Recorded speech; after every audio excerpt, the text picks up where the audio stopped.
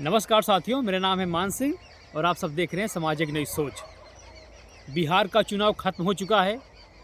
कई नेता अभिनेता ने अपना दम आजमाया, अपना दमखम दिखाया, लेकिन कई सफल रहे तो कई विफल रहे।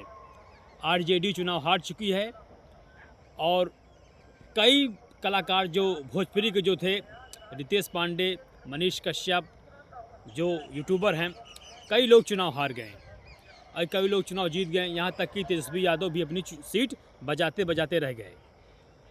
तो आइए हम इसे जानते हैं, इस बिहार के चुनाव में आखिर बीजेपी कैसे जीती और आरजेडी कैसे हार गई। छपरा से केसारी लाल यादव जी चुनाव लड़ रहे थे, वो भी चुनाव हार गए। कारण क्या था?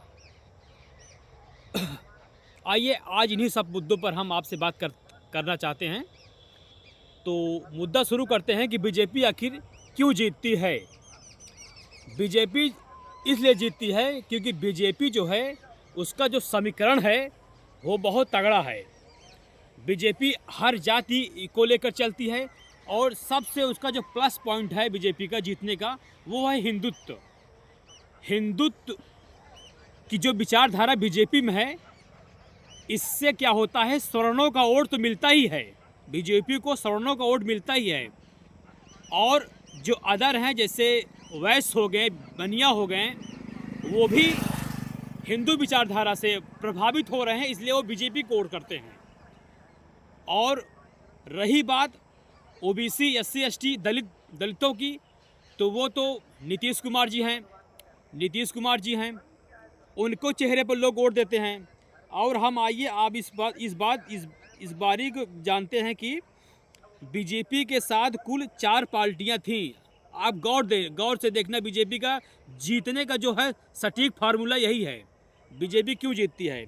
क्योंकि सभी जातियों का समीकरण बैठाती है और समीकरण बहुत सटीक बैठाती है।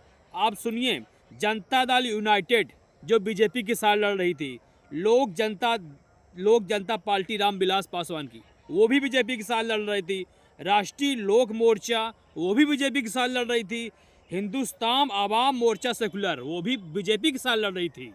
इतनी सारी पार्टियां बीजेपी के साथ थीं और नीतीश कुमार खुद ही ओबीसी जाति से जाते हैं, तो इसलिए पूरा का पूरा जो है वोट जाति समीकरण जो बीजेपी का बहुत सटीक बैठ रहा था। तो जीतना तो 100% था बीजेपी का। इसीलिए बीजेपी जीतती है क्योंकि वो हर एक नक्श को पकड़े हुए है। वो हिंदू वोट बैंक भी लेती है और ओबीसी और एससी एसटी दलित को सबके भी वोट लेती है वो बीजेपी। तो ये जो बहुत ही अध्ययन करने के बाद जो मेरे मन में जो मुद्दे आए, मैंने आप लोगों को ये बताया है। आपकी क्या विचारधारा है, आपकी क्या राय है, ज़रूर हमें कमेंट करके बताइए। चलिए हम आपसे मिलेंगे एक नेक्स्ट वीडियो में, तब तक के लिए जय हिंद, धन्यवाद।